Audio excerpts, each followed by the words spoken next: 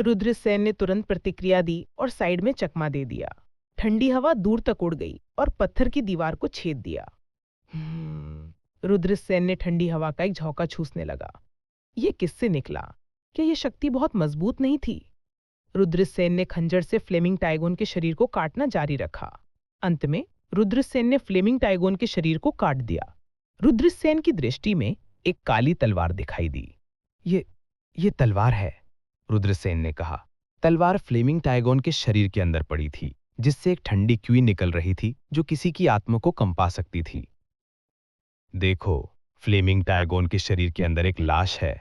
ऐसा लगता है कि फ्लेमिंग टाइगोन की एक मानव विशेषज्ञ के साथ लड़ाई हुई थी। इस भयंकर जानवर ने मानव विशेषज्ञ को एक घूंट में निगल लिया और मानव विशेषज्ञ के मरने से पहले उसने फ्लेमिंग टाइगोन को मार डाला, फायर किलिन ने कहा। रुद्रसेन ने सिर हिलाया। उसने तलवार निकाल ली। ये 37 इंच लंबी, 4.5 इंच चौड़ी और 0.9 इंच मोटी थी। ये भारी थी और रुद्रसेन ने अनुमान लगाया कि इसका वजन लगभग 400 पाउंड था। कितनी भारी तलवार है! रुद्रसेन चौंक गए। ये ब्लैक ड्रैगन तलवार है। फायर किलिन चौंक गया। ब्लैक ड्रैगन तलवार? ये किस तरह की तलवार है? क्या ये प्रसिद्ध है? रुद्रसेन ने पूछा। क्या तुमने ईश्वरीय तलवार मैनुअल के बारे में सुना है? फायर किलिन ने रुद्रसेन की ओर देखा और पूछा। रुद्रसेन ने सिर हिलाया। यह पहली बार था जब उसने ईश्वरीय तलवार मैनुअल के बारे में सुना था। फायर किलिन ने अपने होंठ पिचाए और कहा, यह ठीक है, तुम जैसे तुच्छ किसान के लिए इसके बारे में ना सुनना सामान्य है। रुद्रसेन मदद नहीं कर सके और अपनी आंखें घुमाईं और कहा, मुझे इसके बारे में बताओ। ईश्वरीय तलवार मैनुअल 99 प्रांतों में पारित पुस्तक है। इसमें 108 प्रकार की तलवारें दर्ज हैं और उनमें से किसी एक को सर्वोच्च खजाना माना जा सकता है। फायर किलिन ने रुद्रसेन के हाथ में ब्लैक ड्रैगन तलवार को देखा और कहा, ब्लैक ड्रैगन तलवार को ईश्वरीय तलवार मैनुअल में 72वें स्थान पर रखा गया है। ये तलवार बाहरी अंतरिक्ष से उल्का पिंड से बनाई गई थी। उसी समय लोहार ने एक काली अजगर को मार डाला और ड्रैगन की आत्मा को निकालकर उसे ब्लैक ड्रैगन तलवार में डाल दिया, जिससे ये ब्लैक ड्रैगन तलवार की आत्मा बन गई। क्या उसने एक अजगर को मार डाला तलवार की आत्मा के रूप में? रुद्रसेन का हाथ कांपने लगा और ब्लैक ड्रैगन तलवार उसके हाथ से गिरने वाली थी। तुम बहुत भाग्यशाली हो, फायर किलिन ने कहा। ब्लैक ड्रैगन तलवार को परिष्कृत करने के लिए आपको बलिदान के रूप में रक्त का उपयोग करने की आवश्यकता है। रुद्रसेन ने सिर हिलाया। उसने अपनी उंगली काटी और ब्लैक ड्रैगन तलवार पर अपना खून टपका दिया। एक पल में रुद्रसेन और ब्लैक ड्रैगन तलवार ने एक रहस्यमय और घनिष्ठ संबंध बनाया। स्लैश! रुद्रसेन चिल्लाया और अपनी तलवार से वार किया। 100 मीटर लंबी तलवार की किरण दिखाई दी। ये एक पल में संघनित हो गया और 100 मीटर ऊंचे बोल्डर को छेदते हुए दूरी में फिसल गया। एक आकस्मिक स्लैश 100 मीटर लंबी तलवार की किरण उत्पन्न कर सकता है? रुद्रसेन अवाक रह गया। ब्लैक ड्रैगन तलवार, क्या ये बहुत शक्तिशाली नहीं था? क्या आपको लगता है कि ईश्वरीय तलवार मैनुअल में सभी तलवारें बेकार हैं? उनमें से कोई भी पूर्वजों के कबीले को बाहर निकालने के लिए पर्याप्त है? फायर किलिन ने कहा, लेकिन मैंने सुना है कि ब्लैक ड्रैगन तलवार एक महान युद्ध में घायल हो गई थी और गहरी नींद में गिर गई थी। मैंने नहीं सोचा था कि यहां दिखाई देगी।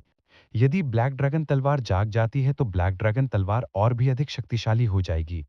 अपनी साधना के वर्तमान स्तर के साथ यदि ब्लैक ड्रैगन तलवार जागती है तो आप एक हमले में एक जनरल को मारने में सक्षम होंगे। आह, इतना शक्तिशाली! रुद्रसेन हैरान और प्रसन्न दोनों थे। कोई आश्चर्य नहीं कि ब्लैक ड्रैगन तलवार को ईश्वरीय तलवार मैनुअल में 72वें स्थान पर रखा गया था। उसने ब्लैक ड्रैगन तलवार को दूर रख दिया और जल्दी से चला गया। रुद्रसेन घाटी पार करके और स्काई स्प्लिटर कॉन्डोर से छुटकारा पाकर चला गया। इसके बाद वह फ्लड ड्रैगन झील की ओर बढ़ता रहा। रुद्रसेन के जाने के एक दिन बाद घाटी में एक व्यक्ति आया।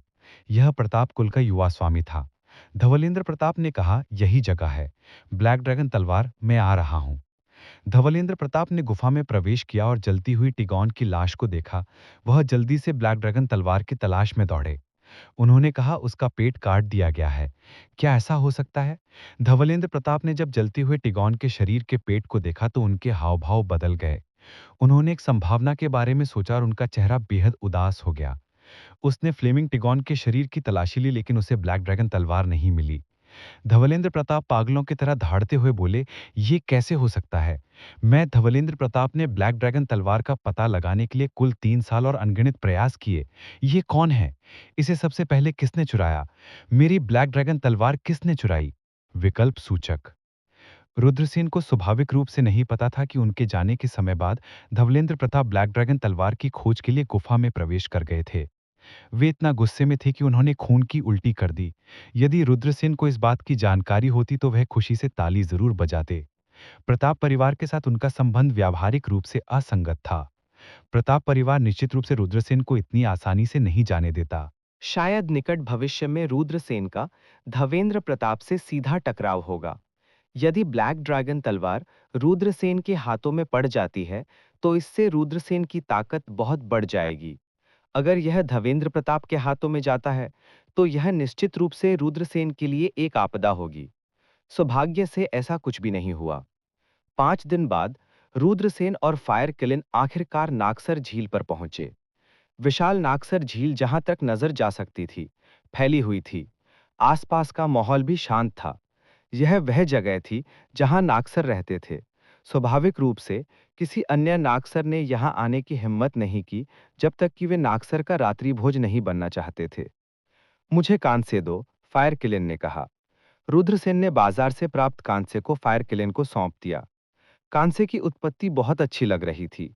रुद्रसेन के पास इसके बारे में पूछने का समय नहीं था। इस समय फायर किलिन ने रहस्यमय कांसे का उल्लेख किया। रुद्रसेन ने पूछा, ये क्या है? यह एक प्राचीन कांस्य पैतृक कलाकृति का एक टुकड़ा है। जब तक आप इसमें अपनी ऊर्जा डालते हैं, तब तक आप इसका उपयोग सभी बचावों को तुरंत नष्ट करने के लिए कर सकते हैं, फायर किलिन ने कहा। इतना शक्तिशाली? रुद्रसेन चौंक गए। बेशक, फायर किलिन ने कहा। हालांकि यह कांस्य बहुत अजीब है। हर बार जब इसका उपयोग किया जाता है, तो यह आपके शरीर की सारी ऊर्जा को खा जाएगा। आप या तो अपने प्रतिद्वंदी को एक हमले में मार सकते हैं या उनके द्वारा मारे जा सकते हैं। यह यह तो रुद्रसेन अवाक रह गए। हालांकि ऐसा लग रहा था कि इस तरह के स्वर्ग विरोधी खजाने में कुछ खामियां थीं। कांसे में इतनी बड़ी खामी होने का कारण शायद इसके विखंडन से संबंधित था। आखिरकार, यह रहस्यमय कांसे प्राचीन पैतृक कलाकृति का एक हिस्सा था। धिक्कार है। मुझे आखिरकार थोड़ी ऊर्जा मिल गई, लेकिन आपकी इच्छा पूरी करने के लिए मुझे इसे फिर से बलिदान करना होगा, फायर किलिन ने गुस्से से कहा। रुद्रसेन ने उत्तर दिया, हे, मैं आपकी दयालुता को याद रखूंगा। कम से कम आपके पास कुछ विवेक है। जाओ और प्रतीक्षा करो। बहुत करीब मत जाओ, फायर किलिन ने कहा। रुद्रसेन ने सिर हिलाया। वह 20 मील दूर चला गया और देखने के लिए दूरी पर एक छोटी सी पहाड़ी चोटी पर आ गया। फायर किलिन ने उस आध्यात्मक तरल को एक घूंट में निगल लिया। फायर किलिन का शरीर तेजी से बढ़ने लगा। बूम! एक भयानक आभा फूट पड़ी और उस जगह पर मंडरा उठी। फायर किलिन तेजी से कई हजार मीटर की ऊंचाई तक बढ़ गया। उसके पैर जमीन पर थे और उसका सिर आकाश में था। उन्होंने अपने शरीर का इस्तेमाल दुनिया की रीढ़ की हड्डी को सहारा देने के लिए किया।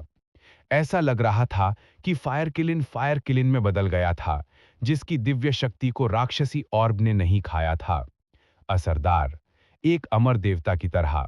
भले ही वे बहुत दूर थे, रुद्रसेन अभी भी फायर किलिन द्वारा उत्सर्जित आभा को महसूस कर सकते थे, जिससे उनकी आत्मा कांप उठी। बेशक रुद्रसेन को पता था कि वर्तमान फायर किलिन दिखने में पूरी तरह से मजबूत था, लेकिन वास्तविकता में कमजोर। उसके शरीर में दिव्य शक्ति को पहले ही रहस्यमय राक्षसी ऑर्ब ने निगल लिया था। उनकी वर्तमान शक्ति आध्यात्मिक तरल को निगलने से पैदा हुआ एक भ्रम मात्र थी। फायर किलिन की आभा बहुत शक्तिशाली थी, हालांकि इसकी ताकत कचरा थी। दहाड़! एक ऊंची आवाज वाले अजगर की दहाड़ पूरी दुनिया में गूंज उठी। चट्टी! झील में लहरें उठीं। फिर एक ड्रैगन जो 3 से 4 हजार मीटर लंबा था, उड़ गया। ड्रैगन का शरीर एक लहरदार पर्वत रिज की तरह हवा में कुंडलित हो गया। स्वर्ग! ये बाढ़ अजगर इतना बड़ा क्यों है? रुद्रसेन चौंक गए। ड्रैगन्स का जीवन काल लंबा था और उन्होंने 1000 वर्षों तक खेती की, लेकिन उनके शरीर 100 मीटर से भी कम लंबे थे। उसके सामने अजगर 3000 मीटर से अधिक लंबा था। इसकी खेती शायद हजारों वर्षों से की गई थी। ये बाढ़ अजगर निश्चित रूप से उजाड़ दुनिया में एक अधिपति स्तर का अस्तित्व था। ड्रैगन को देखते ही फायर किलिन का मुंह हिंसक रूप से हिल गया। जब फायर किलिन मध्य पवित्र आकाश महाद्वीप में था, तो उसने सुना था कि पूर्वी काउंटी के उजाड़ जंगल में एक अजगर था जो कई ड्रैगन से भी अधिक मजबूत था। हालांकि फायर किलिन ने इसके बारे में ज्यादा नहीं सोचा। उसने सोचा कि अजगर अधिक से अधिक एक अजगर था जिसने 10,000 वर्षों से खेती की थी। अब जब उसने इसे अपनी आंखों से देखा, तो उसे एहसास हुआ कि यह गलत था। यह अजगर शायद उतना ही मजबूत था जितना अपने शिखर पर था। फायर किलिन, ये तुम हो? मैंने सुना है कि तुमने मध्य पवित्र आकाश महाद्वीप में एक आपदा का कारण बना दिया था और पूर्वजों के कबीले द्वारा उनका शिकार किया गया था। ये पता चला है कि तुम ईस्ट काउंटी में आ गए हो। तुम यहां प्रेटेंड क्यों कर रहे हो? ड्रैगन ने फायर किलिन को ठंड से देखा, बिना कोई डर दिखाए। फायर किलिन ने खुद को संभाला और कहा, मुझे आपके ड्रैगन के खून की एक बूंद चाहिए। फायर किलिन, तुम बहुत दूर चले गए हो। ड्रैगन की अभिव्यक्ति तुरंत ठंडी हो गई। हत्या के इरादे ने हवा भर दी। फायर किलिन कमजोर महसूस कर रहा था, लेकिन वह जानता था कि वह कोई खामी प्रकट नहीं कर सकता है, अन्यथा यह एक भयानक मौत मर जाएगा। मुझे आपके ड्रैगन रक्त की एक बूंद चाहिए। मुझे मत बताओ कि तुम एक भगोड़े के साथ दुश्मन बनना चाहते हो। फायर किलिन, क्या तुम मुझे धमकी देने की कोशिश कर रहे हो? मैं तुमसे नहीं डरता हूं। मैंने सुना है कि फायर किलिन कबीले में समाधि ट्रू फायर है, जो दुनिया को जला सकती है और यहां तक कि देवताओं को भी मार सकती है। मैं देखना चाहता हूं कि क्या तुम्हारी समाधि ट्रू फायर मेरे 3,000 कमजोर पानी से अधिक मजबूत है। ड्रैगन चिल्लाया। उसने अपना दाहिना पंजा फैलाया और फायर किलिन पर थप्पड़ मारा। सब खत्म हो गया। यह देखकर रुद्रसेन का दिल डूब गया। फायर किलिन शायद रुद्रसेन को भी नहीं हरा सकता था, यह बस पकड़ रहा था। अगर ड्रैगन ने हमला किया, तो क्या फायर किलिन को थप्पड़ मारकर मार नहीं डाला जाएगा? झपट्टा मारना। अतुलनीय खतरे के इस क्षण में हरी रोशनी की किरण बाहर निकली और ड्रैगन के पंजे से टकरा गई। पुश। फ्लड ड्रैगन के पहाड़ जैसा ड्रैगन पंजा वास्तव में छेद किया गया था। आह, तुमने वास्तव में मुझे घायल कर दिया। वह क्या है? दर्द से ड्रैगन रोया। उसने जल्दी से अपना पंजा पीछे खींच लिया और रहस्यमय हरी रोशनी को देखा जो फायर किलिन का चक्कर लगा रही थी। यह एक प्राचीन पुरखे पुरकलाकृतियों का टुकड़ा है। मैंने इस खजाने की वजह से कई कुलों को नाराज किया। क्या तुम अब भी मुझसे लड़ना चाहते हो? फायर किलिन ने ठंडे स्वर में कहा। तुम यहां आई किस लिए हो? मुझे बस आपके ड्रैगन के खून की एक बूंद चाहिए। आप। फायर किलिन अणुकों रास हो गया, लेकिन वह कुछ नहीं कर सकता था। वह जानता था कि प्राचीन पुराकलाकृतियों का टुकड़ा कितना भयानक होता है। फायर किलिन ने अपने घायल पंजे से ड्रैगन के खून की एक बूंद को बाहर निकाला। फ्लड ड्रैगन रक्त के रंग के फ्लड ड्रैगन में बदल गया, जो हवा में नृत्य कर रहा था, और एक रिजोनेटिंग ड्रैगन रोना छोड़ रहा था। यह फ्लड ड्रैगन रक्त था, इसकी अपनी आत्मा थी। यहां से चले जाओ, फायर किलिन ने गुस्से में कहा। हा हा, मैं अब तुम्हें परेशान नहीं करूंगा। फायर किलिन ने खून लिया और जल्दी से चले गए। फ्लड ड्रैगन असीम क्रोध के साथ फ्लड ड्रैगन झील में गिर गया और बिना किसी निशान के गायब हो गया। वह करीब था, लेकिन कम से कम हमें वह मिल गया जो हम चाहते थे। फायर किलिन के लौटने के बाद उसका शरीर एक बार फिर से 1 मीटर से अधिक लंबा हो गया। उसके चेहरे पर एक डर था। यह अभी बहुत खतरनाक था। यदि वे सावधान नहीं होते तो वे फ्लड ड्रैगन के हाथों मर जाते। सौभाग्य से सब कुछ सूचारू रूप से चला गया। रुद्रसेन और फायर किलिन नहीं रुके, वे जल्दी से जंगल से बाहर निकल गए। इस बार रुद्रसेन ने न केवल फ्लड ड्रैगन का बहुमूल्य खून प्राप्त किया था, बल्कि उसने ब्लैक ड्रैगन स्वॉर्ड भी प्राप्त किया था। रुद्रसेन के लिए कहा जा सकता है कि उसने बहुत कुछ हासिल किया था। कबीले में लौटने के बाद रुद्रसेन ने 9 स्पिरिट सेंट लिक्विड के लिए सामग्री तैयार करना शुरू कर दिया। फायर किलिन के अनुसार 9 स्पिरिट सेंट लिक्विड एक कीमती हीलिंग तरल था। इसका चमत्कारी प्रभाव था और ये किसी भी चोट को ठीक कर सकता था। बाढ़ अजगर का खून सफलता की कुंजी था। अब जब उसने बाढ़ ड्रैगन का खून प्राप्त कर लिया था, तो फायर किलिन ने शोधन शुरू करने से पहले रुद्रसेन के बाकी सामग्री को इकट्ठा करने का इंतजार किया। रुद्रसेन ने अपनी जरूरत की सभी सामग्री खरीद ली। जब वो कबीले में लौटे, तो संयोग से उनकी मुलाकात कुछ बुजुर्गों और उनके तीसरे चाचा धर्मसेन से हुई, जो दर्जनों विशेषज्ञों को कबीले से दूर ले जा रहे थे। रुद्रसेन ने धनुषसेन को देखा और पूछा, दूसरे दादाजी, तीसरे अंकल और बाकी लोग कहाँ जा रहे हैं? सातवें दादाजी ने कहा कि उन्हें एक पर्वत श्रृंखला में गोल्डन फेदर ईगल का घोंसला मिला है। गोल्डन फेदर ईगल द्वारा अपने अंडे देने के बाद उस पर छेनी भयंकर जानवर ने हमला किया। गोल्डन फेदर ईगल और छेनी टूथ भयंकर जानवर ने जमकर लड़ाई लड़ी। छेनी भयंकर जानवर गंभीर रूप से घायल हो गया और भाग गया। मुझे नहीं पता कि गोल्डन फेदर ईगल मर गया है या नहीं, लेकिन अगर ऐसा है तो अंडे हमारे होंगे। दूसरा, दादाजी और मेरे पिता इस पर्वत श्रृंखला पर जा रहे हैं कि गोल्डन फेदर ईगल मर गया है या नहीं। गोल्डन फेदर ईगल प्राचीन क्रूर जानवरों के खून के साथ आकाश का एक अधिपति था। ये बेहद शक्तिशाली था। एक साधारण वयस्क गोल्डन फेदर ईगल में एक मार्शल किंग की ताकत थी। बेहद शक्तिशाली रक्त रेखा वाले कुछ गोल्डन फेदर ईगल यिन यांग दायरे तक भी पहुंच सकते हैं। यदि अंडा वास्तव में फूट का है तो सैन कबीला गोल्डन फेदर ईगल को उठाएगा। उस समय सैन कबीले के पास एक मार्शल किंग या यहाँ तक कि एक यिन यांग क्षेत्र विशेषज्ञ भी होगा। ये सैन कबीले का रक्षक की तरह होंगे। ये कोई आश्चर्य की बात नहीं थी कि परिवार के कई बुजुर्गों और धर्मसेन ने व्यक्तिगत रूप से इस मामले के लिए कार्रवाई की थी। सैन परिवार के लिए ये एक अत्यंत महत्वपूर्ण मामला था। मुझे उम्मीद है कि दूसरे चाचा और तीसरे दादाजी अंडे प्राप्त करने में सक्षम होंगे। रुद्रसेन मुस्कुराया। उन्होंने धनुषसेन को विदाई दी और अपने आवास पर लौट आए। किलिन, हम अपना कदम कब उठाएंगे? रुद्रसेन ने पूछा।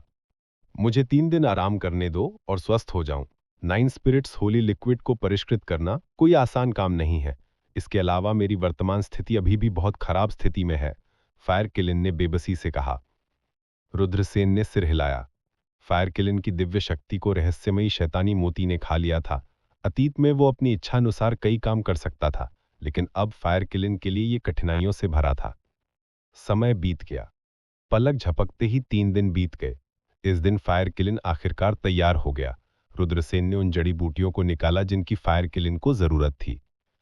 कमरे के अंदर फायर किलिन ने आध्यात्मिक तरल को परिष्कृत करना शुरू कर दिया। हे बच्चे, क्या तुम मुझसे कीमिया सीखने में रुचि रखते हो? मैं गारंटी देता हूं कि तुम एक शक्तिशाली कीमियागार बनोगे। फायर किलिन शरारत से हंसा। रुद्रसेन ने कहा, जब तक तुम मुझे सिखाओगे मैं सीखूंगा। बच्चे, तुम्हें मुझे रिश्वत देने के लिए एक बड़ा भोजन तैयार करना चाहिए था। फायर किलिन का मुंह फूल गया। बहुत जल्दी फायर किलिन शांत हो गया और 9 स्पिरिट्स होली लिक्विड को परिष्कृत करना शुरू कर दिया। कीमिया भी कुछ ऐसा था जो बहुत अधिक ऊर्जा की खपत करता था, खासकर जब 9 स्पिरिट्स होली लिक्विड जैसे उच्च श्रेणी के अमृत को परिष्कृत किया जाता था। 5 दिनों के बाद फायर किलिन एकांत से बाहर आ गया। क्या यह सफल रहा? रुद्रसेन ने उत्साह से पूछा। बेशक। फायर किलिन ने मेज पर चीनी मट्टी के बर्तन की बोतल की ओर इशारा किया और कहा, 9 स्पिरिट्स होली लिक्विड बोतल में है। इस प्रकार के आध्यात्मिक तरल को पानी के साथ मिलाकर थोड़ा थोड़ा करके अवशोषित करने की आवश्यकता है। इसे पूरी तरह से अवशोषित होने में लगभग 3 दिन लगेंगे। उस समय आपके पिता की चोटें नई जैसी अच्छी हो जाएंगी। आपका बहुत बहुत धन्यवाद। मैं इस दयालुता को याद रखूंगा, रुद्रसेन ने गंभीरता से कहा। जब से वो छोटा था, रुद्रसेन की कोई मां नहीं थी। यही कारण था कि वो अपने पिता से प्यार करता था। यह अमूल्य था। 9 स्पिरिट्स होली लिक्विड एक खजाना था जो उनके पिता की जान बचा सकता था। बच्चे, कम से कम तुम्हारे पास विवेक तो है। मुझे आराम करने की जरूरत है। तुम अपने पिता को 9 आत्माओं का पवित्र तरल दे सकते हो, फायर किलिन ने कहा। रुद्रसेन कमरे से बाहर चले गए। रुद्र, तुम कमरे में क्या कर रहे हो? रितेंद्र सेन ने चिंतित होकर पूछा। उन्होंने सोचा कि रुद्रसेन ने उनकी साधना में गलती कर दी है। रुद्रसेन ने अपने पिता के सवाल का जवाब नहीं दिया। इसके बजाय उन्होंने कहा, पिता, इस बोतल को 9 स्पिरिट्स होली लिक्विड कहा जाता है। यह किसी भी चोट को ठीक कर सकता है। इसे गर्म पानी में डालें और आपका शरीर धीरे धीरे इसे अवशोषित कर सकता है। एक बार जब आप 9 स्पिरिट्स होली लिक्विड को अवशोषित करना समाप्त कर लेंगे तो आप नए जैसे अच्छे हो जाएंगे। क्या? रितेंद्र सेन का शरीर कांप उठा। स्पष्टतः रुद्रसेन के शब्द रितेंद्र सेन चौंक गए और हिल गए। उन्होंने कभी नहीं सोचा था कि एक दिन उनका बेटा 9 स्पिरिट्स होली लिक्विड की एक बोतल निकालेगा और कहेगा कि यह उनकी चोटों को ठीक कर सकता है। इसके अलावा रितेंद्र सेन उसने कभी नहीं सोचा था कि उसके बेटे को पता चल जाएगा कि वो घायल हो गए हैं। यहां तक कि अपने पिता को छोड़कर पूरा सेन कुलान भी यह सोचा करता कि वो दाव की चोट से पीड़ित नहीं है, बल्कि बीमार हैं जिसका इलाज करना मुश्किल है। ये फायर किलिन है, रितेंद्र सेन ने कहा। रुद्रसेन के पास एक बातूनी फायर किलेन था। वो सेन कबीले के अन्य सदस्यों को मूर्ख बनाने में सक्षम हो सकता है, लेकिन वो अपने पिता रुद्रसेन को मूर्ख नहीं बना सकता था, जो दिन रात उसके साथ रहता था। इसलिए रुद्रसेन ने अपने पिता को अग्नि किलेन के बारे में बताया। थोड़े समय के सदमे के बाद रितेंद्र सेन ने इस तथ्य को स्वीकार कर लिया कि रुद्रसेन के पास एक दिव्य जानवर था, भले ही दिव्य जानवर बेहद कमजोर लग रहा था। पिताजी, चलो अब इसे आजमाते हैं। मुझे उम्मीद है कि यह काम करेगा, रुद्रसेन ने उम्मीद से कहा। रितेंद्र सेन ने रुद्रसेन के कंधे को थपथपाया। उनकी आंखें राहत से भर गईं। समय बीतता गया। 2 दिन बाद रितेंद्र सेन एकांत से बाहर आ गए। पिताजी, आपको कैसा लग रहा है? रुद्रसेन ने घबरा कर पूछा। मैं बहुत बेहतर महसूस कर रहा हूं, लेकिन मेरा शरीर अभी भी कमजोर है, रितेंद्र सेन ने मुस्कुराते हुए कहा। फायर क्लीन बाहर आया और कहा, आप अभी अभी एक गंभीर चोट से उभरे हैं, इसलिए निश्चित रूप से आप कमजोर होंगे। 1 महीने के लिए आराम करें और आप ठीक हो जाएंगे। उस दौरान हिलने डुलने की कोशिश ना करें। जानकारी के लिए धन्यवाद, रितेंद्र सेन ने आदरपूर्वक प्रणाम किया। अगले दिन सेन कबीला भारी वातावरण में घिरा हुआ था। रुद्रसेन ने इसे नाश्ते के दौरान महसूस किया। नाश्ते के बाद सेन कबीले ने 30 लोगों का एक समूह आयोजित किया। रुद्रसेन ने धनुष सेन से पूछा कि क्या हुआ था। इसलिए 10 दिन पहले दूसरे बुजुर्ग धर्मसेन और अन्य लोग जंगल में चले गए थे और वापस नहीं आए थे। उन्हें नहीं पता था कि उनके साथ कुछ हुआ है या नहीं, इसलिए सेन कबीले ने लोगों को उनकी तलाश में भेजा। दादाजी, मुझे आपके साथ दूसरे चाचा और तीसरे चाचा की तलाश करने जाने दो, रुद्रसेन ने कहा। बकवास, सैवेज फॉरेस्ट खतरनाक है। हर कोई वहां जा सकता है, लेकिन तुम नहीं जा सकते, ऋषभ सेन ने मना कर दिया। सेन कबीले के 30 लोग दूसरे बुजुर्ग धर्मसेन और अन्य लोगों की तलाश करने के लिए 5वें बुजुर्ग के जंगल में चले गए। रुद्रसेन को लग रहा था कि चीजें उतनी सरल नहीं थी जितनी वो दिखती थीं। वो और फायर किलिन सेन कबीले के समूह का जंगल में पीछा करते थे। रात के आसमान के नीचे एक अलाव उगाया। सेन कबीले के लोगों का एक समूह अलाव के चारों ओर इकट्ठा हुआ, अपना राशन खा रहा था। उनके भाव गंभीर थे। जाहिर है, हर कोई सेन कबीले के बारे में चिंतित था जिसने उनसे संपर्क खो दिया था। उस समूह में लोगों के दूसरे बुजुर्ग, 7वें बुजुर्ग, 8वें बुजुर्ग, धर्मसेन और सेन कबीले के 50 से भी अधिक विशेषज्ञ थे। अगर वास्तव में उनके साथ कुछ होता है तो यह सेन कबीले के लिए एक भारी झटका होगा। फड़फड़ावट। अचानक जंगल से एक हल्की आवाज आई। 5वें एल्डर 5वें आकाश में एक मार्शल मास्टर था और उसके कान 100 मीटर दूर से लड़ती चींटियों की आवाज सुन सकते थे। इस प्रकार सरसराहट की आवाज उसके कानों से नहीं बची। सावधान रहो, 5वें एल्डर ने गंभीर आवाज में कहा। सेन कबीले के लोग जल्दी से खड़े हो गए और अपने हथियार निकाल लिए, गंभीरता से चारों ओर देख रहे थे। इस जंगल में भयंकर जानवर बड़े पैमाने पर दौड़ रहे थे। उन्हें सावधान रहना था या उन्हें मारा जा सकता था। सनसनाहट। एक आकृति उड़ गई। 5वां बुजुर्ग, ये मैं हूं, रुद्रसेन ने मुस्कुराते हुए कहा। जब उन्होंने देखा कि ये रुद्रसेन हैं, तो सभी ने राहत की सांस ली। ये तुम हो बच्चे? हमने सोचा था कि यह एक भयंकर जानवर था। पितृज्ञ ने आपको बाहर नहीं निकलने दिया, तो आप स्वयं क्यों बाहर आए? जब आप वापस जाएंगे तो मुझे डर है कि पितृ आपको कैद में डाल देंगे। सैन कबीले के बुजुर्गों ने उसे प्यार से चढ़ाया। रुद्रसेन ने कहा, बेशक मैं सैन कबीले के लिए कुछ करना चाहता हूं। बकवास, 5वें बुजुर्ग ने गहरी आवाज में कहा। हम नहीं जानते कि इस यात्रा पर हमारा किससे सामना होगा। यह बहुत खतरनाक हो सकता है। अगर आपको कुछ हो जाए तो क्या होगा? हम कल सैन कबीले में लौटेंगे, रुद्रसेन ने कहा। 5वें बुजुर्ग, मैं पहले ही जंगल में इतनी गहराई तक जा चुका हूं। यदि आप मुझे वापस जाने देते हैं तो क्या आप चिंतित नहीं होंगे कि मुझे रास्ते में एक भयंकर जानवर का सामना करना पड़ेगा? यह 5वां बुजुर्ग हिचकिचाया। वो वास्तव में चिंतित था। रुद्रसेन पूरे सैन कबीले की आशा थे। 5वें बुजुर्ग के दिल में सैन कबीले में कोई भी मर सकता था। हालांकि रुद्रसेन ऐसा नहीं कर सकते थे। उन्होंने सैन कबीले की रक्षा की जिम्मेदारी अपने कंधों पर ली। 5वें बुजुर्ग, मेरी ताकत के साथ मुझे खुद को बचाने में कोई समस्या नहीं होनी चाहिए, है ना? मैं सावधान रहूंगा, रुद्रसेन ने कहा। ठीक है, बेहतर होगा कि आप स्वयं व्यवहार करें और इधर उधर ना भागें। हाँ, मैं 5वें दादाजी के आदेशों का पालन करूंगा, रुद्रसेन ने कहा। तुम बाबा। 5वें बुजुर्ग ने अपना सिर हिलाया।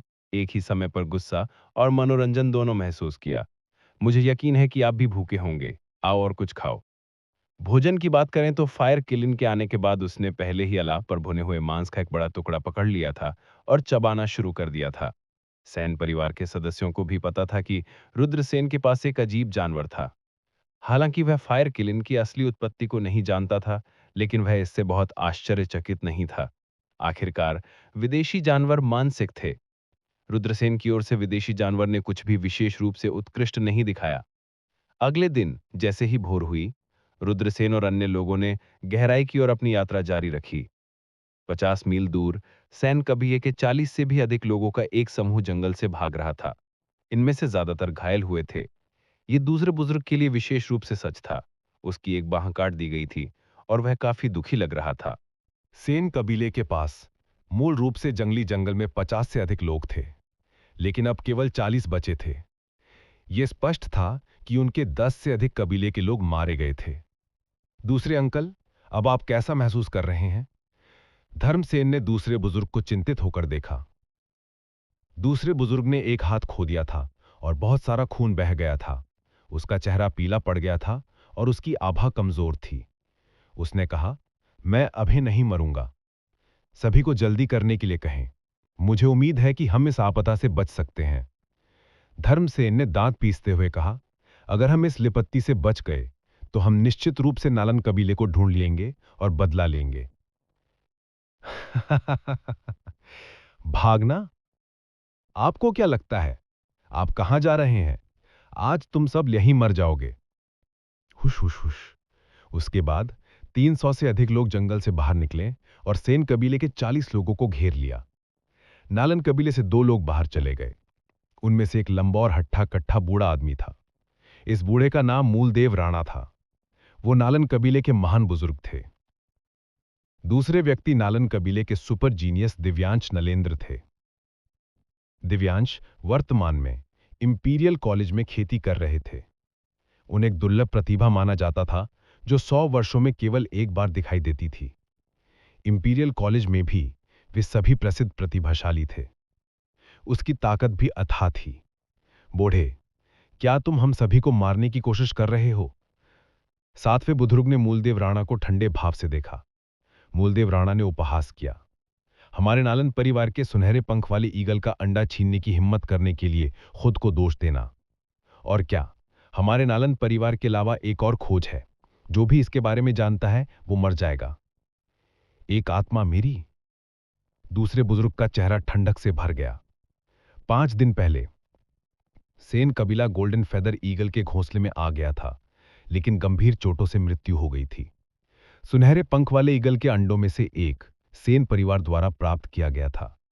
हालांकि उन्हें उम्मीद नहीं थी कि नालन कबीला भी अंडे के लिए आएगा। सेन कबीला पहले आ गया था।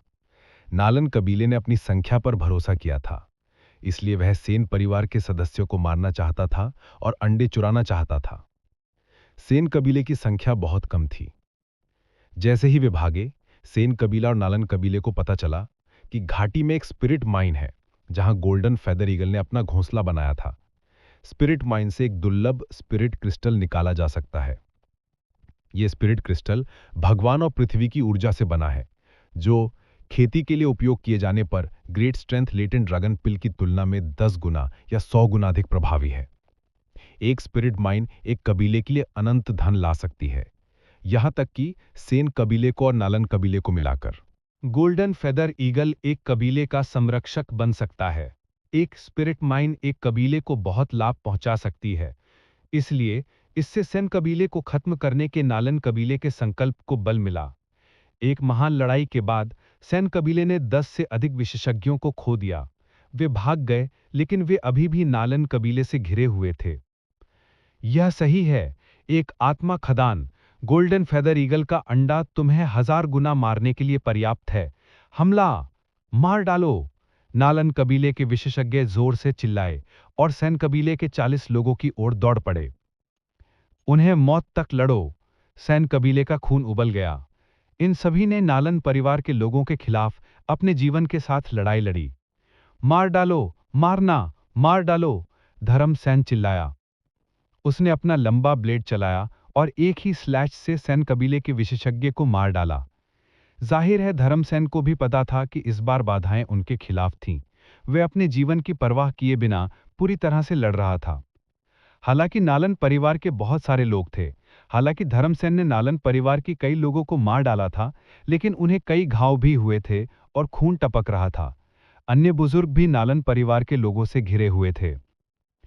दूसरा बुजुर्ग सबसे बुरी स्थिति में था। उसने एक हाथ खो दिया था और बहुत कमजोर था। अब जब वह फिर से लड़ रहा था तो ऐसा लग रहा था जैसे वो मरने वाला है। श्वा, तभी दिव्यांश के हाथ में एक लाइट चमक उठी। उसके हाथ में एक विशाल धनुष दिखाई दिया। विशाल धनुष के चारों ओर रून घूमते रहे।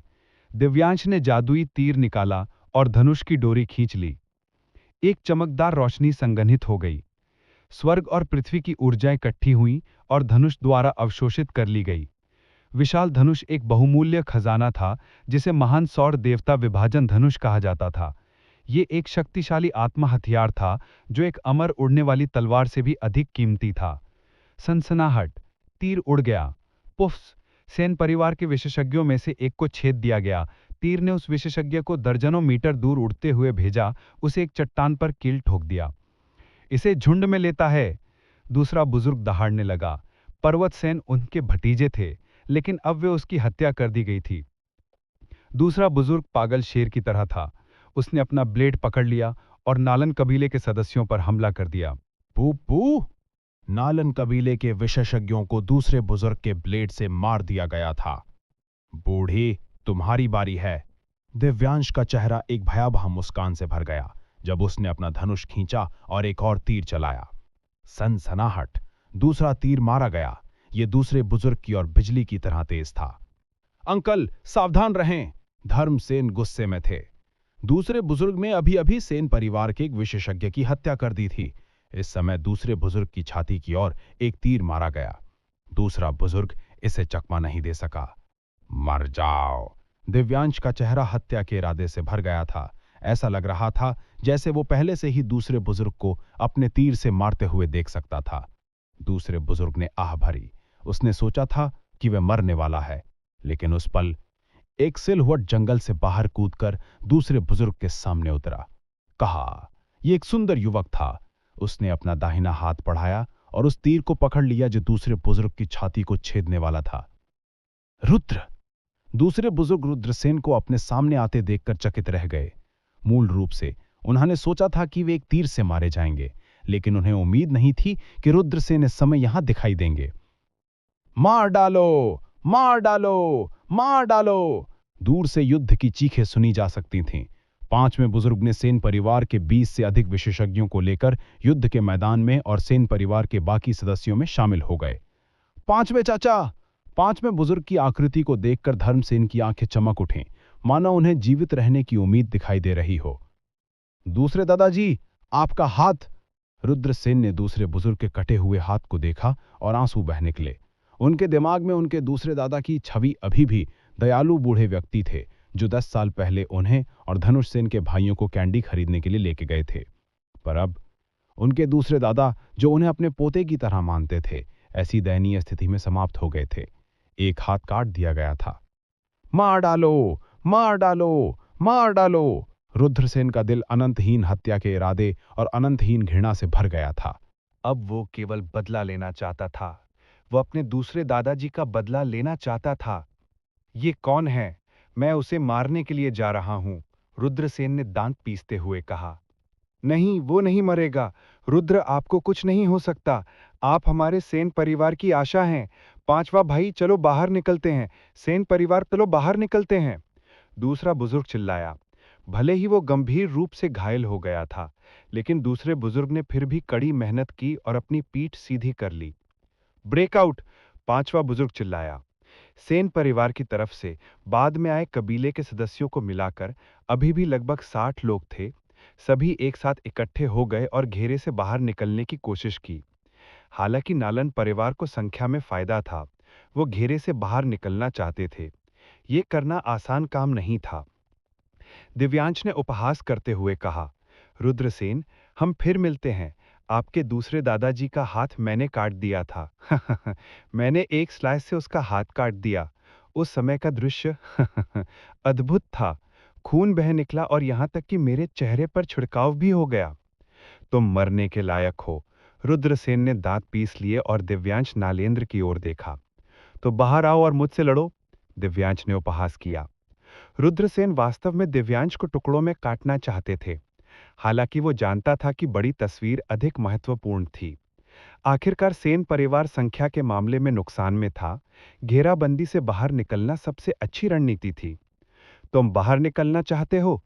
क्या मजाक है, आज कोई भी जा नहीं पाएगा, तुम सब मर जाओगे।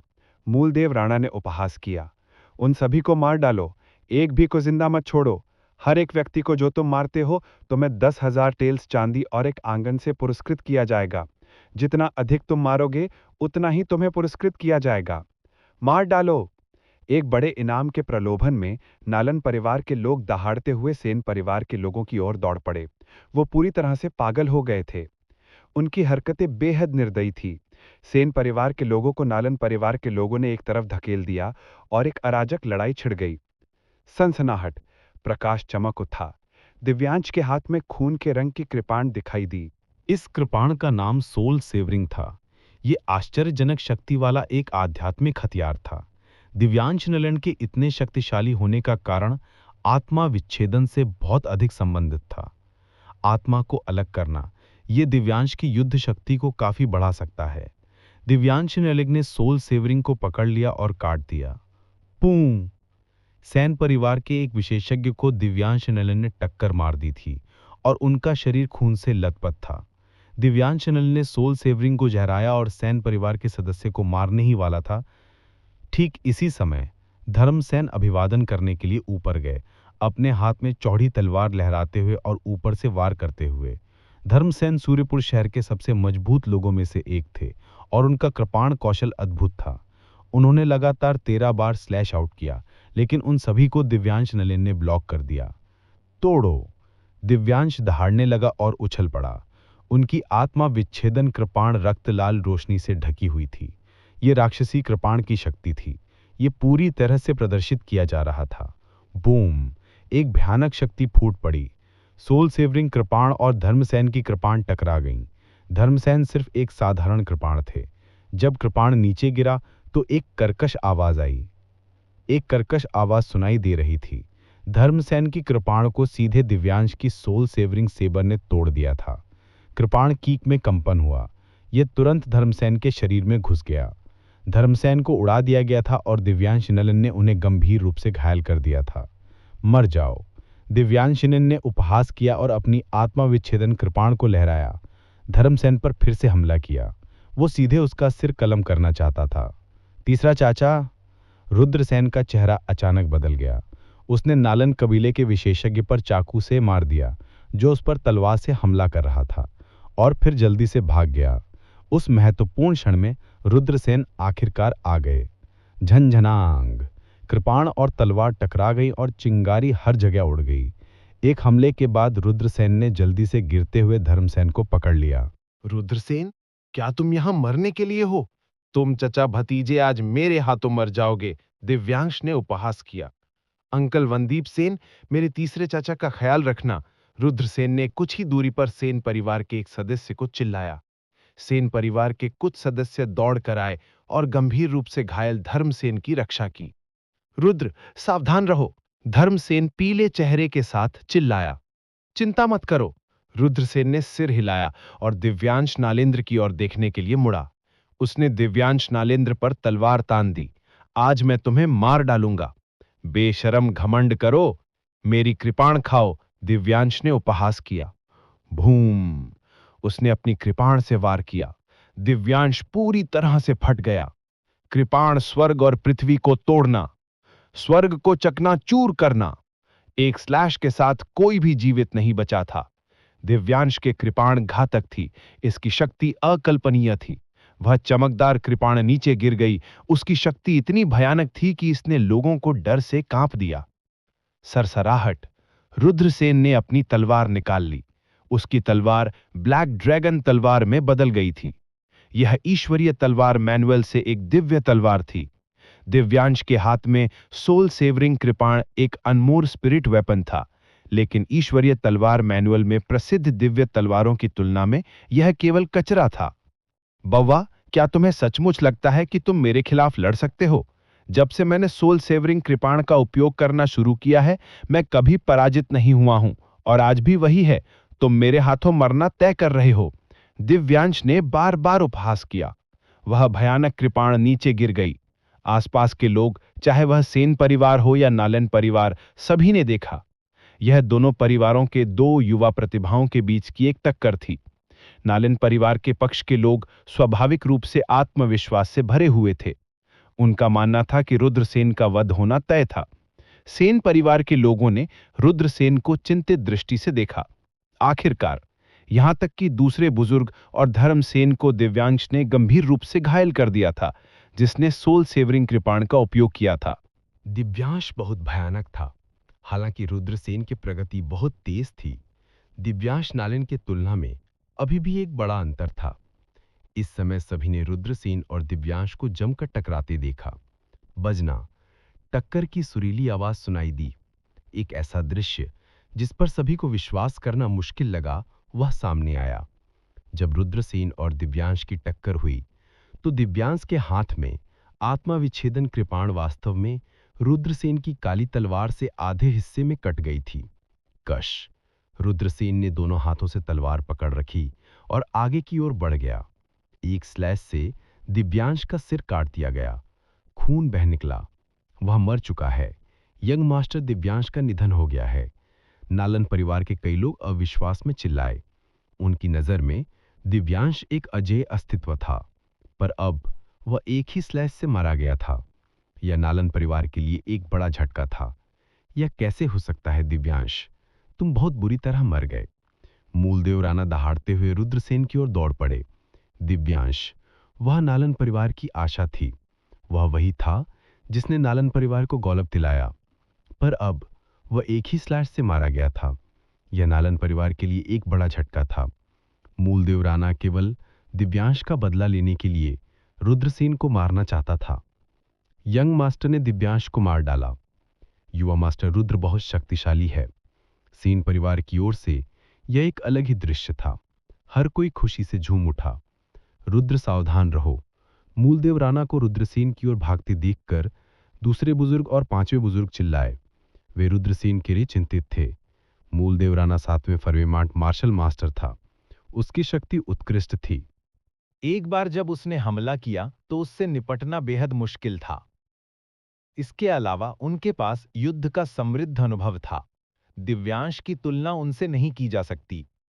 मूलदेव राणा ने अपनी चौड़ी तलवार से वार किया। यह ऐसा था जैसे वह हुआ पर्वत को विभाजित करने जा रहा था और किसी को भी जीवित नहीं छोड़ने जा रहा था। उसके हमले की शक्ति भयानक थी। मूलदेव राणा के हमले का सामना करना। रुद्रसेन ने ठंडे स्वर में मुस्कुराते हुए और एक कदम आगे बढ़ाते हुए कहा। उनकी भक्षण करने वाली मार्शल स्पिरिट घूमती थी। गड़गड़ाना।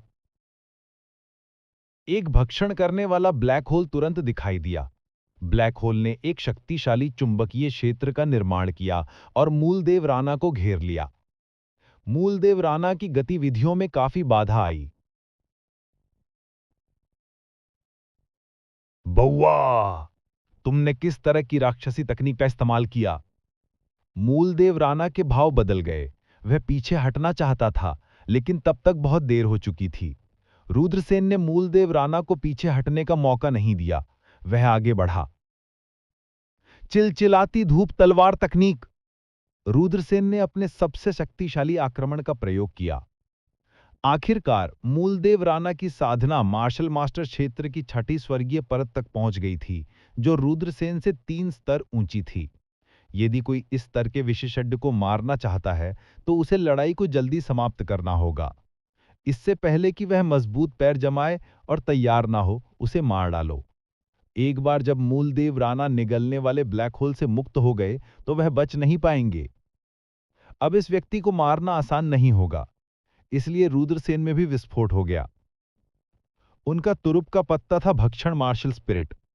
उनका तुरुप का पत्ता चिलचिलाती सन तलवार तकनीक थी। उन्होंने उसने सभी को उजागर कर दिया। भूम! जैसे ही चिलचिलाती धूप आकाश में उतरी, दिव्य तलवार प्रकट हुई। चकाचौंध करने वाली रोशनी ने पृथ्वी को रोशन कर दिया। मैं अपनी आंखें नहीं खोल सकता। चिलचिलाती धूप की वजह से कई लोग अपनी आंखें नहीं खोल पा रहे थे। उन्होंने अपनी आंखें ढक लीं और चिल्लाने लगे, पुफ! रुद्रसेन ने अपनी तलवार से वार किया। यह मूलदेव राणा की गर्दन में घुस गया। मैंने कभी नहीं सोचा था कि मैं आप जैसे बब्बा के हाथों मर जाऊंगा। मूलदेव राणा अपनी मृत्यु से पहले भी अविश्वास में थे। प्रकाश नष्ट हो गया। प्लॉप। सभी ने मूलदेव राणा को जमीन पर गिरते देखा। मर गया। रुद्रसेन ने उनकी चाकू मारकर हत्या कर दी थी। यहां तक कि मूलदेव राणा को भी रुद्र ने मार डाला था। सेन कबीले के लोग अवाक रह गए। किसी ने नहीं सोचा था कि रुद्रसेन इतने मजबूत होंगे। थोड़े समय के सदमे के बाद वे खुशी से बेतहाशा थे। सेन कबीले का ऐसा बच्चा था, वे कैसे समृद्ध नहीं हो सकते। पहला बुजुर्ग मर चुका है, भागो, जल्दी करो और भागो। जब सेन कबीले के बाकी लोगों ने देखा कि दिव्यांश और मूलदेव राणा एक के बाद एक मारे जा रहे हैं, तो उनका मनोबल गिर गया। वे मुड़े और भागे। मार डालो, किसी को भी जिंदा मत छोड़ो। पांचवें बुजुर्ग चिल्लाया। उसने उनका पीछा किया और नालन कबीले के एक विशेषज्ञ को एक ही स्लैश में मार डाला। सेन कबीले की तरफ से उनका मनोबल बहुत बढ़ गया। वे ऊर्जा से भरे हुए थे क्योंकि उन्होंने नालन कबीले के काश्तकारों के खिलाफ लड़ाई लड़ी थी। विशेष रूप से रुद्रसेन ने दिव्यांश के ग्रेट सन स्प्लिटिंग बो को उठाया। उसने अपना धनुष निकाला और तीर चलाए। Puff puff puff puff puff puff puff. हालांकि नालन कबीले में अधिक लोग थे, लेकिन उनका मनोबल कम था और वे पूरी तरह से हार गए थे। सेन कबीले के विशेषज्ञों ने पूरे दिन तक उनका पीछा किया। नालन कबीले में कुल 327 लोग थे, लेकिन वे सभी मारे गए, एक भी नहीं बचा। एक पहाड़ी घाटी में दूसरे दादाजी, तीसरे चाचा, आप कैसा महसूस कर रहे हैं? रुद्रसेन ने सेन कबीले के लोगों को वापस ले लिया और दूसरे बुजुर्ग और धर्मसेन को चिंतित दृष्टि से देखा। हम बहुत बेहतर हैं रुद्र, चिंता मत करो। नालन कबीले के लोग कैसे हैं? दूसरे बुजुर्ग ने पूछा। वे सभी मारे गए थे, एक भी नहीं बचा, रुद्रसेन ने कहा। अच्छा, ये लोग इसके हकदार थे, धर्मसेन ने कठोरता से कहा। हमारे हताहतों की संख्या कैसी है? दूसरे बुजुर्ग ने पूछा। पांचवें बुजुर्ग ने कहा, दूसरे भाई, हमें भी भारी नुकसान हुआ है। 23 लोग मारे गए, 29 गंभीर रूप से घायल हो गए और बाकी घायल हो गए। लेकिन कम से कम हम बच गए, हम पूरी तरह से नष्ट नहीं हुए थे। दूसरे बुजुर्ग ने आह भरी। सातवें बुजुर्ग ने कहा, यह सब रुद्र के समय पर आगमन के लिए धन्यवाद है, अन्यथा नालन कबीला हम सभी का सफाया कर देता। आठवें बुजुर्ग ने कहा, मैंने नहीं सोचा था कि रुद्र इतने शक्तिशाली होंगे, वो मूलदेव राणा को भी मार सकता है। रुद्रसेन ने विनम्रता से कहा, यह सब भाग्य है, बुजुर्गों, हमें जल्दी से कबीले में लौट जाना चाहिए। दूसरे बुजुर्ग ने कहा, खोने के लिए कोई समय नहीं है, हमें अब कबीले में लौटना होगा। 3 दिन बाद रुद्रसेन और अन्य लोग सूर्यपुर शहर में सेन कबीले में लौट आए। जब रुद्रसेन और अन्य लोग लौटे तो सेन कबीले के ऊपरी सोपानों ने अंततः आराम किया। हालांकि जब उन्होंने देखा कि सेन कबीले को भारी नुकसान हुआ है और इतने सारे लोग घायल हुए हैं, तो ऋषभ सेन और अन्य लोगों के हावभाव काफी बदल गए। उन्होंने आनन फानन में लोगों को सभी की चोटों का इलाज करने की व्यवस्था की। कबीले के नेता, हमारी चोटें जरूरी नहीं हैं, हमारे पास चर्चा करने के लिए महत्वपूर्ण मामले हैं, दूसरे बुजुर्ग ने कहा। दूसरे एल्डर ने गंभीरता से कहा, चलो बैठक कक्ष में चलते हैं। ऋषभ सेन ने कहा। सेन कबीले के ऊपरी सोपान सभी दिखाई दिए। रुद्रसेन एकमात्र जूनियर थे और वे अपने पिता के बगल में बैठे थे। धर्मसेन ने सबसे पहले एक अंडा निकाला। ये है सुनहरे पंख वाले ईगल का अंडा। सेन कबीले के ऊपरी क्षेत्रों की आंखें चमक उठीं। धर्मसेन ने कहा, यह सही है, ये एक अंडा है। अच्छा अच्छा अच्छा, ऋषभ सेन ने सिर हिलाया। सेन कबीले के लिए सुनहरे पंख वाले ईगल का अंडा बहुत महत्वपूर्ण था। जब तक इसका सफलतापूर्वक पोषण किया गया, यह एक अतिरिक्त गार्जन देवता के होने के बराबर था। दूसरे एल्डर ने कहा, अंडे के अलावा हमने एक महत्वपूर्ण खोज भी की। क्या खोज? तीसरे बुजुर्ग ने पूछा। इस खोज के कारण नालन कबीले के साथ हमारी घातक लड़ाई हुई। दूसरे एल्डर ने एक गहरी सांस ली और कहा, हमें एक आध्यात्मिक खदान मिली है। क्या? एक आध्यात्मिक खदान? ऐसा संसाधन? यह तो केवल कुछ टॉप शक्तियों के हाथों में था। उदाहरण के लिए पूर्वी प्रांत के 10 महान प्राचीन शहरों जैसी प्राचीन शक्तियां। सेन कबीले के ऊपरी सोपानों को स्वाभाविक रूप से पता था कि आध्यात्मिक खदान का क्या मतलब है। क्या नालन कबीले को इस मामले की जानकारी है? ऋषभ सेन से पूछा। नालन कबीले के सभी सदस्य मारे गए थे, लेकिन हम इस संभावना से इनकार नहीं कर सकते कि उन्होंने कबीले को वापस संदेश भेजा हो। दूसरे बुजुर्ग ने कहा, इस स्पिरिट अयस्क का बहुत महत्व है। हालांकि ये आकर्षक है, मुझे डर है कि हम इसकी रक्षा नहीं कर पाएंगे। रितेंद्र सेन ने कहा। हॉल में सन्नाटा पसरा हुआ था। सचमुच सेन परिवार सिर्फ एक छोटा सा परिवार था। स्पिरिट अयस्क नसें बहुत दुर्लभ और कीमती थीं। सेन परिवार का तो जिक्र ही नहीं, यहां तक कि वज्रदेश भी इसकी रक्षा करने में सक्षम नहीं हो सकता है। सेन परिवार के लिए स्पिरिट अयस्क नस एक आपदा हो सकती है, आशीर्वाद नहीं। तो फिर हमें क्या करना चाहिए? 7वें एल्डर ने पूछा। अब हमें इसके बारे में सोचना चाहिए। नालन परिवार को भी स्पिरिट अयस्क नस की खबर मिली है और उन्हें इस बार भारी नुकसान हुआ है। वे निश्चित रूप से ये पता लगाने में सक्षम होंगे कि ये हम ही थे जिन्होंने ये किया था। हमें नालन परिवार के प्रतिशोध से बचना होगा। रितेंद्र सेन ने कहा। दूसरे एल्डर ने कहा, हम वांग परिवार से बात कर सकते हैं। सभी ने सिर हिलाया। वांग परिवार और सेन परिवार सहयोगी थे और उन्हें इस मामले के बारे में जानने की जरूरत थी। लेकिन स्पिरिट अयस्क नस के बारे में क्या? धर्मसेन ने पूछा। सभी ने थोड़ा भौएं चढ़ाईं। ये अफसोस की बात होगी अगर वे स्पिरिट अयस्क नस को अनदेखा कर दें, लेकिन सेन परिवार की शक्ति के साथ वे इसे अपने लिए लेने की हिम्मत नहीं करेंगे। एक बार खबर सामने आने के बाद ये परिवार के लिए एक आपदा होगी। तो फिर हमें क्या करना चाहिए? वज्र दीक्षा अकेडमी में मेरे कुछ दोस्त हैं। मैं उनसे संपर्क करूंगा और एक योजना पर चर्चा करूंगा। रुद्रसेन ने कहा। ठीक है, ऋषभ सेन ने सिर हिलाया। रुद्रसेन ने एक पत्र लिखा और उनके एक चाचा व्यक्तिगत रूप से इसे वज्र दीक्षा अकेडमी में ले गए। रुद्रसेन ने मनोहर को एक पत्र लिखा। मनोहर वज्र दीक्षा अकेडमी में रुद्रसेन के अच्छे दोस्त थे। वे दोनों एक साथ जीवन और मौत से गुजरे थे और वे दोस्त थे। मनोहर का परिवार साधारण नहीं था। वे सौरभपुर शहर के 10 परिवारों में सबसे मजबूत थे और वे प्रताप परिवार की तुलना में बहुत मजबूत थे। इसके अलावा राणा परिवार के बहुत सारे संबंध थे और इस मामले पर राणा परिवार के साथ चर्चा की जा सकती थी। रुद्रसेन का पत्र बहुत सरल था। उन्होंने केवल ये लिखा कि महत्वपूर्ण मामले पर चर्चा करनी थी और उन्होंने मनोहर को परिवार के प्रभारी किसी को आमंत्रित करने के लिए कहा। पत्र देखकर मनोहर चौंक गए। उन्होंने कहा, अंकल सेन, क्या ये मामला बहुत जरूरी है? रुद्रसेन के चाचा ने कहा, यह वास्तव में बहुत जरूरी है यंग मास्टर मनोहर, कृपया परिवार के बड़ों से संवाद करें।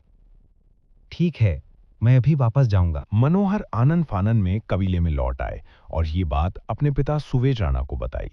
मनोहर राणा परिवार के कुलपिता सुवेज राणा के इकलौते बेटे थे। इसके अलावा बुढ़ापे में उनका एक बेटा था। अपने बेटे के संबंध में सुवेद राणा स्वाभाविक रूप से बहुत चिंतित थे। इसके अलावा मनोहर भी काफी सक्षम थे। कुलीन परिवारों के बच्चों के बीच चाहे वह उसका चरित्र या क्षमता हो, वह काफी उत्कृष्ट था। दोस्त बनाने के मामले में सुवेज राणा काफी संतुष्ट थे। सुवेज राणा ने मनोहर से रुद्रसेन का नाम एक से अधिक बार सुना था। सुवेज राणा स्पष्ट रूप से जानते थे कि रुद्रसेन जैसे होनहार युवा के होने का क्या मतलब है। इसलिए वह मनोहर के सुवेज राणा के साथ अच्छे संबंध बनाने के लिए बहुत समर्थक थे। मनोहर से इस मामले के बारे में सुनने के बाद सुवेज राणा ने पूछा, ऐसा कौन सा मामला है जिसके कारण आप मेरे राणा परिवार से मिलने के लिए इतने उत्सुक हो गए? भाई रुद्र हमेशा शांत और स्थिर रहे हैं। वह इस तरह से व्यवहार तब तक नहीं करेगा जब तक कि यह बेहद जरूरी ना हो। पिताजी, कृपया जल्दी से निर्णय लें। मनोहर ने कहा, महन बुजुर्ग को अपने साथ सैन कबीले में जाने दो। सुबह जाना ने कहा, हाँ। मनोहर ग्रैंड एल्डर की तलाश में गया। फिर राणा कबीले के 20 से अधिक लोगों का एक समूह जल्दी से सैन कबीले की ओर दौड़ा। सूर्यपुर शहर, नालन कबीला, प्रथामुखी को रिपोर्ट करते हुए, हमें मेहन एल्डर और जीनियस प्रिंस का कोई निशान नहीं मिला। हमें केवल पहाड़ी जंगल में लड़ाई और खून के धब्बों की निशान मिले। नालन कबीले के हॉल में माहौल भारी था। नालन कबीले के ऊपरी सोपानों में सभी उपस्थित थे। नालन कबीले के एक विशेषज्ञ ने जंगली जंगल में अपनी जांच के परिणामों की सूचना दी। नालन कबीले के प्रथामुखी धर्मेश नलेंद्र की अभिव्यक्ति अतुलनीय रूप से उदास थी। उसके हाथ में कागज का एक टुकड़ा था। उस पर लिखा था कि जंगली जंगल में एक आत्मा की नस पाई गई थी। उसी समय सैन कबीले के लोग उन्हें घेर रहे थे। कुछ ही दर्जन शब्दों में बहुत अधिक जानकारी सामने आ गई थी। यह वह जानकारी थी जिसे ग्रैंड एल्डर ने कबीले को वापस भेजा था। पर अब नालन कबीले में 300 से अधिक लोग थे, लेकिन उनमें से कोई भी वापस नहीं आया था, ग्रैंड एल्डर सहित। और नालन कबीले का प्रतिभाशाली राजकुमार, जो नालन कबीले की आशा था, वह भी साथ था। वह बिना किसी निशान के पूरी तरह से गायब हो गया था। हालांकि वह इसे स्वीकार करने को तैयार नहीं था, लेकिन ऐसा लग रहा था कि नालन कबीले के लोगों को वास्तव में दुर्भाग्य का सामना करना पड़ा होगा। सैन कबीला, सैन कबीला। धर्मेश नलेंद्र नगबाग दहाड़ने लगे। उसका जानलेवा इरादा राक्षसी था। हमें सैन कबीले को नष्ट करना चाहिए और ग्रैंड एल्डर, जीनियस प्रिंस और नालन कबीले के 300 लोगों का बदला लेना चाहिए। नालन कबीले के दूसरे बुजुर्ग ने ठंडे स्वर में कहा, यह सही है। सैन कबीले को नालन कबीले द्वारा नष्ट कर दिया जाना चाहिए, तभी हम उनका बदला ले पाएंगे। नालन कबीले के तीसरे बुजुर्ग ने कहा। छठे बुजुर्ग ने ठंडे स्वर में कहा, क्या अधिक है, इस मामले में एक स्पिरिट अयस्क नस शामिल है। इस मामले में बहुत से लोग शामिल हैं। सैन कबीले को नष्ट कर दिया जाना चाहिए और आत्मा की नस को हमारे द्वारा नियंत्रित किया जाना चाहिए। रिपोर्ट, राणा कबीले के कुलपति आपको देखना चाहते हैं। जब नालन कबीले के ऊपरी सोपानों की बैठक हो रही थी, बाहर से एक आवाज आई। ऐसा लगता है कि राणा कबीले और सैन कबीले हाल ही में अलग हो गए हैं। मुझे नहीं पता क्यों, लेकिन अब वे यहां क्यों आए हैं। चौथा बुजुर्ग हैरान था। उन्हें अंदर आने दो, धर्मेश नलेंद्र ने कहा। हां। दूत चला गया। कुछ देर बाद राणा कबीले के कुलपति सूर्या राणा और राणा कबीले के 1 दर्जन मजबूत साधकों ने हॉल में प्रवेश किया। भाई नालन, कृपया आपको परेशान करने के लिए हमें क्षमा करें। सूर्या राणा ने अपनी मुट्ठी बांध ली। भाई राणा, आज तुम यहां क्यों आए हो? धर्मेश नलेंद्र ने पूछा। ये प्रताप कुल के युवा स्वामी धवलेंद्र प्रताप हैं। प्रताप कुल के युवा स्वामी ने सैन कबीले को नष्ट करने के लिए कई मजबूत साधकों को यहां लाए हैं। सूर्या राणा ने मुस्कुराते हुए कहा, सैन कबीले को नष्ट करो? नालन कबीले के ऊपरी सोपानों की आंखें चमक उठी। उन्होंने रुद्रसेन और प्रताप कुल के शत्रुता के बारे में सुना था। उन्होंने कभी नहीं सोचा था कि प्रताप कुल सैन कबीले को नष्ट करना चाहेगा। न केवल सैन कबीला, बल्कि वांग कबीला भी। समय आने पर सूर्यपुर नगर में केवल राणा कबीले और नालन कबीले ही बचे रहेंगे। क्या यह बेहतर नहीं होगा? धवलेंद्र प्रताप के होंठ ठंडी मुस्कान में बदल गए। ठीक है, धर्मेश नलेंद्र ने ताली बजाते हुए कहा। नालन कबीला लंबे समय से इन दोनों कुलों से निपटना चाहता था, जो कि हमें गठबंधन बनाना चाहते हैं। आइए एक रहस्य साझा करें। क्या रहस्य? धवलेंद्र प्रताप और अन्य लोगों ने धर्मेश नलेंद्र की ओर देखा। सैन कबीले ने एक आत्मानस की खोज की है, धर्मेश नलेंद्र ने कहा। एक आत्मानस? धवलेंद्र प्रताप और अन्य लोगों के हाव भाव काफी बदल गए। इसके बाद धवलेंद्र प्रताप शातिर ढंग से मुस्कुराए। फिर तो सैन कबीले को और भी अधिक नष्ट कर दिया जाना चाहिए। धर्मेश नलेंद्र के चेहरे पर मुस्कान उभर आई। वो जानता था कि नालन परिवार आध्यात्मिक खनिज नस प्राप्त करने में सक्षम नहीं होगा, क्योंकि ऐसा परिवार इसे रखने में सक्षम नहीं होगा। आध्यात्मिक खनिज नस की जानकारी का उजागर करने से प्रताप परिवार सेन परिवार से निपटने के लिए तैयार हो जाएगा। एक बार जब सेन परिवार का नाश हो जाएगा, तो आध्यात्मिक खनिज नस की जानकारी प्राचीन परिवारों के साथ साझा की जाएगी। उस समय ये एक बड़ी पुण्य होगी। ये बस एक पत्थर से 2 पक्षियों को मारना था। सेन परिवार का बैठक कक्ष। राणा परिवार, वांग परिवार, सेन परिवार, तीनों परिवारों के ऊपरी सोपान यहां इकट्ठे हुए थे। वांग परिवार के ऊपरी क्षेत्रों को इस बारे में पहले से ही पता था। इस प्रकार उनके भाव अभी भी अपेक्षाकृत शांत थे। वांग परिवार और सेन परिवार 300 वर्षों से सहयोगी थे, इसलिए वे भरोसेमंद थे। राणा परिवार के बड़े बुजुर्ग देवकाश राणा ने पूछा, जब मुझे खबर मिली, मैं तुरंत वहां पहुंच गया। सेन परिवार क्या चर्चा करना चाहता है? ऋषभ सेन ने जवाब दिया, सेन परिवार ने एक स्पिरिट स्टोन माइन की खोज की है। उन्होंने एक आत्मा अयस्क नस की खोज की और सेन परिवार ने इसे सील कर दिया है। क्या? एक आत्मा पत्थर की खान? देवकाश राणा की आंखें चौड़ी हो गई। वह स्वाभाविक रूप से जानता था कि स्पिरिट स्टोन माइन का क्या मतलब है।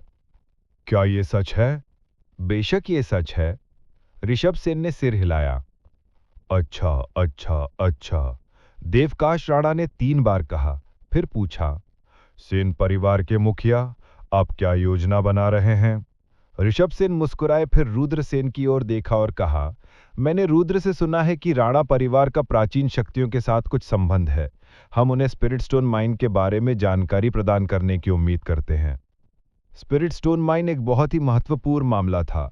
यहां तक कि वज्रदेश इसकी रक्षा नहीं कर सकता था। अगर इस बात की खबर फैली तो वज्रदेश के लिए यह आपदा होगी। उन्हें इस जगह की रक्षा के लिए एक प्राचीन शक्ति की आवश्यकता थी। अन्यथा अगर राक्षसी शक्तियों को पता चल गया तो वे आत्मा पत्थर की खदान के लिए वज्रदेश का नरसंहार कर सकते हैं। देवकाश राणा ने कहा, वास्तव में मेरे परिवार के लोग हैं जो प्राचीन शक्तियों के रक्षक हैं। क्या ये स्काई सैंड सिटी है या सनमून सिटी? रुद्रसेन मदद नहीं कर सका और पूछ सका। स्काई सैंड सिटी और सनमून सिटी सहयोगी थे और वे एक दूसरे की रक्षा करते थे। ये दोनों प्राचीन शहर दोनों प्राचीन शक्तियां थीं। वज्रदेश हर साल दोनों प्राचीन शक्तियों को श्रद्धांजलि देगा ताकि वे सुरक्षा प्राप्त कर सकें। पहले राक्षस परेशानी खड़ी कर रहे थे। स्काई सैंड सिटी और सनमून सिटी के विशेषज्ञों को जुटाया गया था। सनमून सिटी में, देवकाश राणा ने कहा, चूंकि ऐसा है इसलिए गंवाने के लिए कोई समय नहीं है। कृपया जल्दी से खबर भेजें। ठीक है, मैं अब कुलान को खबर भेज दूंगा। वे लोगों को सनमून सिटी भेजेंगे। हम यहीं इंतजार करेंगे। देवकाश राणा ने कहा। फिर देवकाश राणा ने एक गुप्त पत्र लिखा और किसी को राणा परिवार को देने का आदेश दिया। क्या हम अब स्पिरिट अयस्कनस पर एक नजर डाल सकते हैं? देवकाश राणा ने पूछा।